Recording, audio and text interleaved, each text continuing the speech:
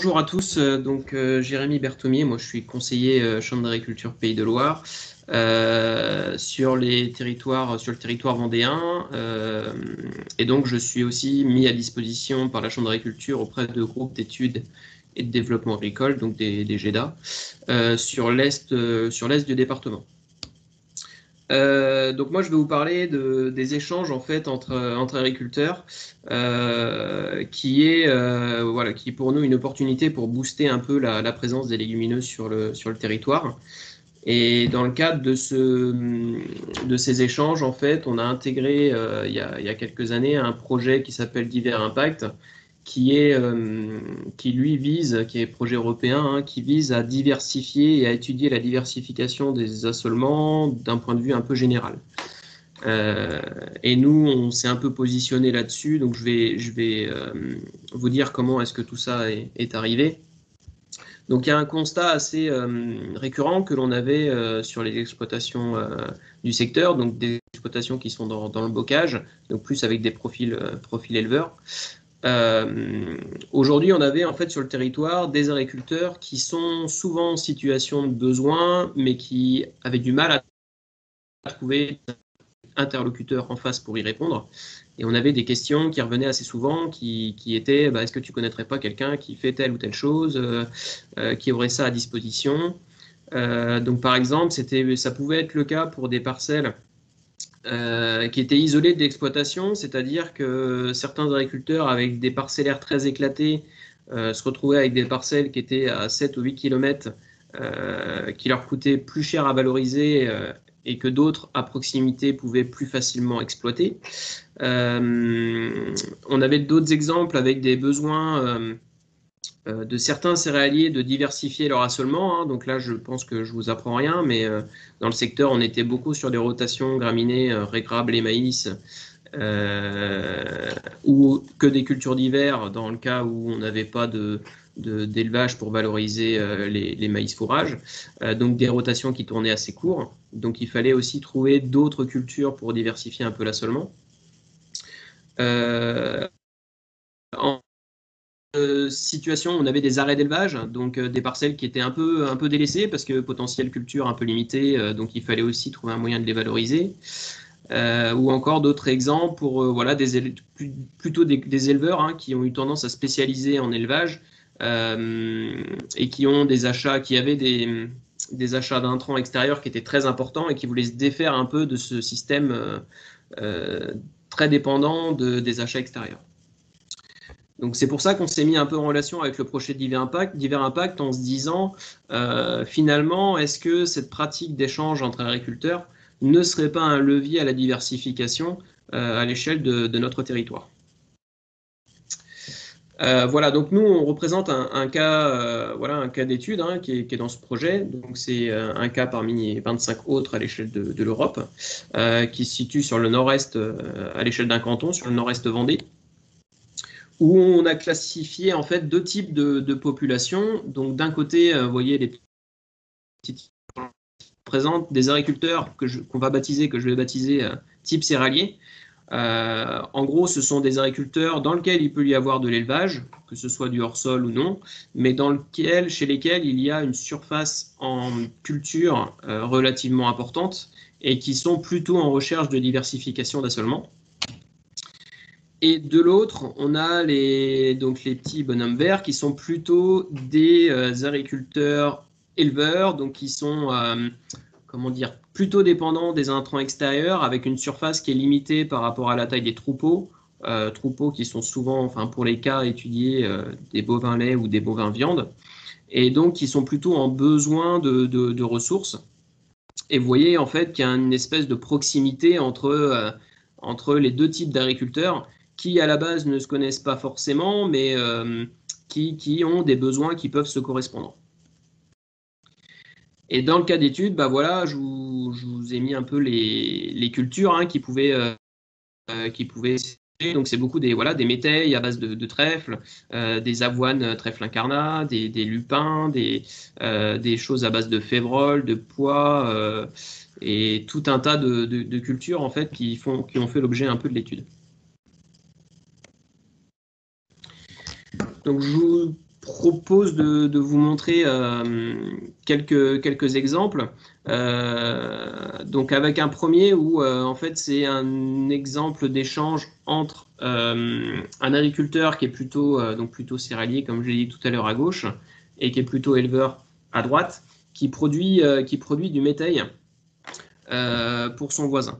Donc en fait, le premier agriculteur qui est plutôt céréalier, lui, c'est quelqu'un qui a un peu de surface, qui est déjà dans la volonté de diminuer ses tourteaux dans son élevage, puisqu'il a déjà un élevage sur son exploitation, mais la surface qu'il a en face répond largement aux besoins du troupeau. Donc il est plutôt dans une situation qui est très sécuritaire, donc il a plutôt des excédents en fourrage, et il a en plus des terrains qui sont plutôt éloignés du centre de l'exploitation, pour lesquels il n'a pas des potentiels extraordinaires. Donc c'est plutôt les problématiques du premier agriculteur. Et le deuxième agriculteur, lui, qui est plutôt éleveur, est plutôt déficitaire en fourrage, donc un troupeau plutôt important sur une SAU assez limitée, et qui est plutôt en situation de manque de temps pour réaliser l'ensemble de ses travaux. Du coup, la solution qu'ils ont trouvée en réunissant ces deux agriculteurs, c'est la production donc par le premier agriculteur d'une surface en métail, donc triticale, pois et avoine, et parfois un peu de févrole certaines années, par le premier producteur sur 25 hectares, donc où la moitié irait à destination de l'éleveur qui est en situation de besoin. Pour le déroulement de l'échange, le semis en fait se réalise pour les hectares qui sont échangés par l'exploitant qui dispose des terrains suffisants pour produire ses fourrages, et tout ce qui est fertilisation et récolte sont assurés par l'éleveur qui est en situation de besoin. Donc en fait, il n'y a pas de prix, en fait, l'équilibre est fait, il n'y a pas d'échange de valeur monétaire. En fait, ils ont mis les choses sur la table, ils ont établi une manière de travailler pour que chacun ait des avantages et que ce soit un échange qui soit gagnant-gagnant. Donc en fait, en réalité, voilà, c'est l'éleveur qui prend en charge la semence, la récolte, l'azote, et en fait, le producteur, lui, met à disposition ses terrains et s'occupe du semis. C'est un des exemples qu'on a relevé. Alors l'avantage, c'est que pour l'éleveur, ça lui permet d'introduire une autre culture, pour l'éleveur qui a du terrain, d'introduire une culture qui permet de diversifier un peu sa rotation. Ça lui limite un peu aussi son temps de travail, puisque les charges de récolte ne sont pas à sa charge, donc lui, il a juste l'implantation à s'occuper. Et le troisième avantage qu'il y voyait, c'est que c'était plutôt des parcelles qui étaient au final plutôt propres. Donc c'était bénéfique pour lui. Et pour l'éleveur, donc lui, ça lui a permis d'avoir un fourrage, ça lui permet d'ailleurs toujours d'avoir des fourrages de qualité sans avoir pour autant des achats extérieurs, et donc un intérêt économique qui était présent qui était assez important pour cet agriculteur. Voilà, il y a un petit bandeau là où on voit les clés de l'échange. Donc voilà, les termes employés par les agriculteurs, c'était entente, équité, simplicité et confiance. Et en dessous, je vous ai remis en fait ce qui a été glané auprès des agriculteurs lorsqu'ils ont été enquêtés, parce que c'est un travail qui a fait l'objet de nombreuses enquêtes. Donc là, c'est vraiment ce que les agriculteurs ont ressorti mot pour mot. Donc voilà, il faut ressortir des choses comme le fait qu'ils soient moins dépendants du marché, donc ils améliorent un peu leur autonomie. D'autres mettent en avant l'intérêt agronomique. Et encore, le troisième verbatim est celui sur lequel les échanges peuvent apporter un peu de solidarité. Voilà, et qui en gros mettent en relation leurs problèmes pour avoir une solution qui est commune. Donc il y a un petit effet aussi, une importance en plus d'avoir l'importance économique et environnementale, et aussi l'aspect social qui est important dans ce type de pratique. Un deuxième cas d'échange qu'on a eu sur le secteur, c'est sur la valorisation de couvercles. Donc d'un côté, on a un céréalier qui a lui l'obligation légale en fait de faire un couvert végétal après une culture de céréales et avant une culture de printemps. Donc c'était une exploitation là qui était en TCS et qui a aussi comme objectif de recherche de réduction des intrants. Et en face, on avait un éleveur à proximité qui, lui, au contraire, manquait de surface pour faire ses fourrages et qui souhaitait un peu faire progresser ses marges sur son atelier bovin-lait. Donc la solution qu'ils ont trouvée, là, c'est l'implantation d'un couvert. Donc là, c'est trèfle, incarnat et avoine du céréalier pour l'éleveur. Le choix du couvert s'est fait en fait pour avoir d'un côté pour l'éleveur des avantages au niveau nutritionnel et pour le céréalier, l'idée c'était d'avoir un couvert qui rentre bien dans sa rotation et qui soit bien adapté à ses parcelles. Donc c'est comme ça qu'ils se sont mis d'accord et en fait l'échange se fait via en fait une vente tout simplement sur pied, donc sans contrat écrit mais juste avec une émission d'une facturation. Et dans la répartition des tâches, en fait, la conduite de la culture et l'achat de la semence est à la charge du céréalier et la récolte et le transport est à la charge de l'éleveur. Et donc à partir de ces éléments-là, ils établissent comme ça un prix d'échange en fonction de la valeur de la récolte aussi. Donc qu'est-ce que ça a entraîné pour le céréalier? Donc pour le céréalier, ça a plutôt entraîné une diminution de la charge de travail. Alors pourquoi? Il faut savoir que c'est une exploitation sans irrigation, avec des profondeurs de terre qui sont plutôt moyennes, donc comment dire, qui a du mal à implanter des cultures de printemps. Donc elle a même été encore plus loin dans le raisonnement, puisqu'aujourd'hui elle ne fait comment dire, elle modifie un peu son mélange pour permettre une seconde coupe et une seconde récolte de légumineuses dans l'année et pour reporter une implantation qu'à l'automne suivant.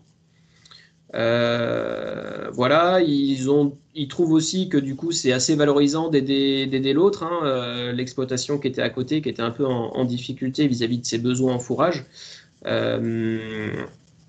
Donc c'était plutôt positif pour eux de faire tout ça.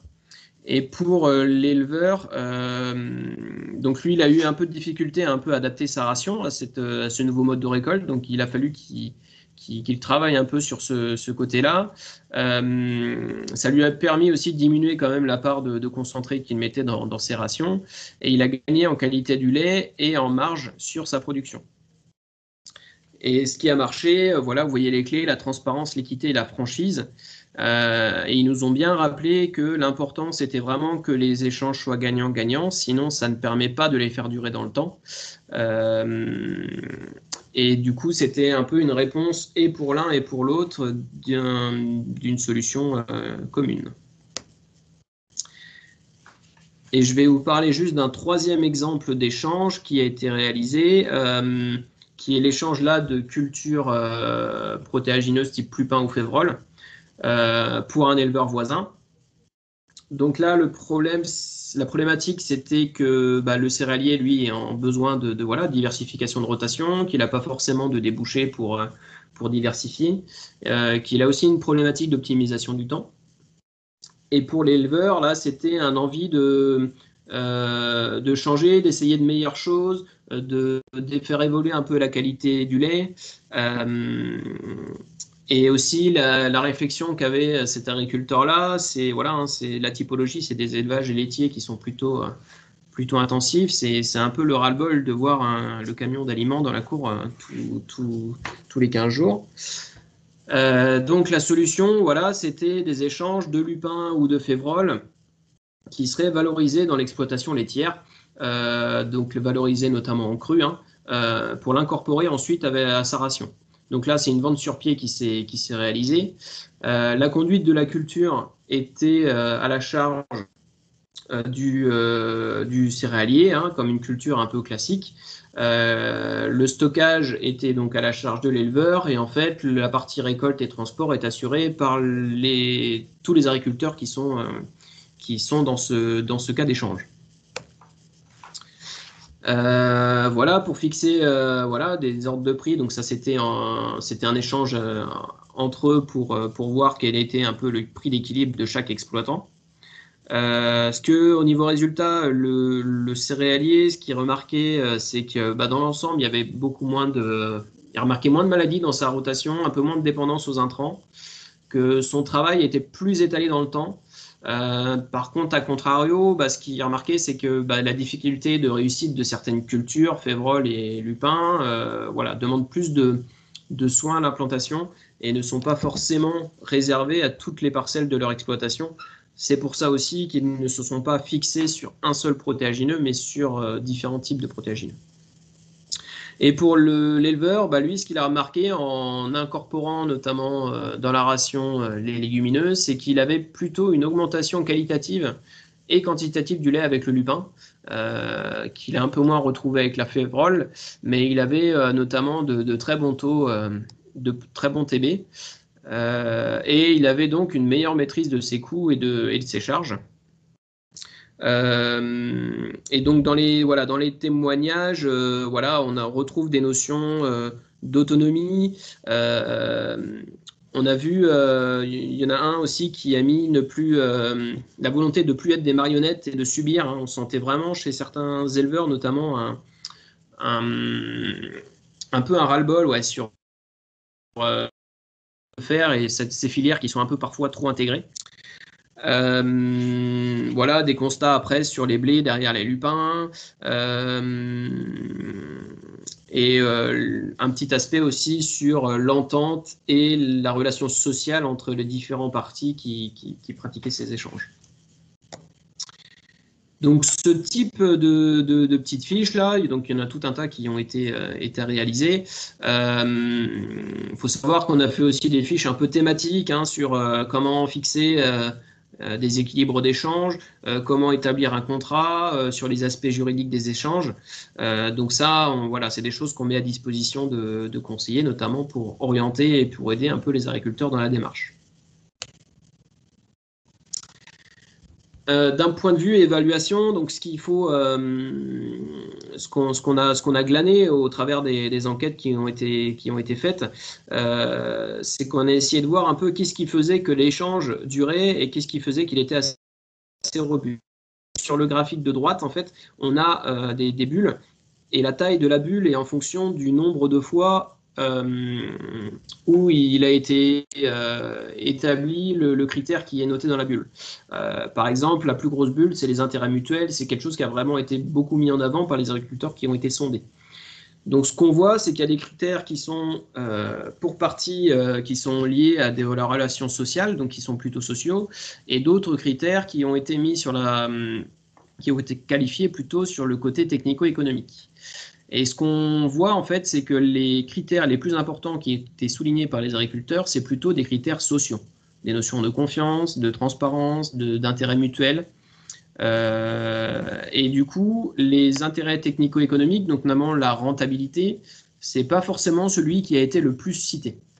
Et ce qu'on retient, en fait, dans ces échanges-là, c'est que l'aspect économique, c'est ce qui permet d'initier un échange entre deux agriculteurs.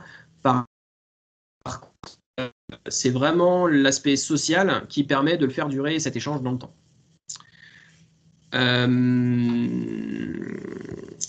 Voilà, et puis après, il y a d'autres types d'évaluations qui ont été faites sur ces cas d'études, notamment des diagnostics, des diagnostics de durabilité un peu de ces pratiques-là. Donc, on a comparé notamment un système, on va dire, classique, conventionnel de culture avec, vous voyez, une rotation maïs, blé, avec une part de prairie, mais avec des rotations qui sont très courtes. Et on l'a comparé à une moyenne de nos exploitations qui étaient diversifiées. Donc à droite, vous avez le graphique, un peu le diagramme qui représente ça. Donc le trait rouge représente la référence, l'exploitation référence, et les points verts représentent l'exploitation, la moyenne des exploitations diversifiées. Donc ce qu'on voit, c'est qu'il y a quand même des choses qui sont améliorées, donc c'est le cas de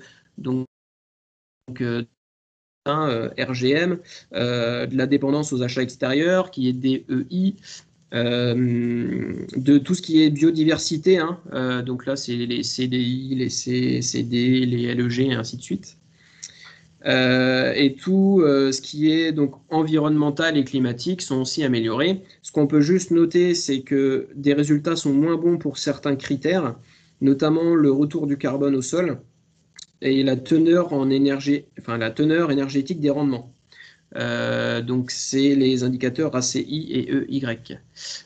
Pourquoi est-ce qu'ils sont moins importants? C'est parce qu'on a une diminution en fait de la part en céréales, notamment en blé, dans ces exploitations-là, qui sont des cultures qui sont très, comment dire, qui sont primordiales et qui sont très, qui contribuent beaucoup à ces indicateurs. Et l'autre indicateur qui est en baisse, le FCFGH, c'est le potentiel en gros de réchauffement climatique lié à l'utilisation de fuel sur le carburant, de fuel pardon sur l'exploitation. Lui est en baisse puisque dans le groupe on a des exploitations qui ont des parts de maïs grain irrigué, qui ont des pratiques qui sont vraiment très très utilisatrices de carburant et d'énergie, ce qui fait qu'on se retrouve un peu en défaut ici sur ce diagramme.